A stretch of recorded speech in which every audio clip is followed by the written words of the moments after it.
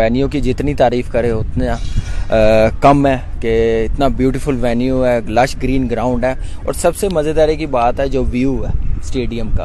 Internationally हम खेलने ज़रूर हैं, साउथ अफ्रीका में भी आता है, केप टाउन में खेलते हैं या वेस्ट इंडीज़ कैरिबियन टूर्स होता है तो वहाँ पे आते हैं, लेकिन ये वेन्यू अलग है। ये साथ साथ हैं, चारों तरफ हैं पहाड़, आप देख रहे हैं कि खूबसूरत है, उनके बीच में स्टेडियम बना है और मौसम भी बड़ा ज़बरदस्त है। और वेन्यू तो मैं कहता हूँ कि जब ये लीग शुरू होगी, जब टेलीवाइज होगी, जब ये व्यू जाएगा दुनिया में ना, तो इस मुजफ्फराबाद को हर कोई कहेगा कि मैंने मुजफ्फराबाद जाना, इस वेन्यू पे जाके क्रिकेट खेलनी है इंटरनेशनली।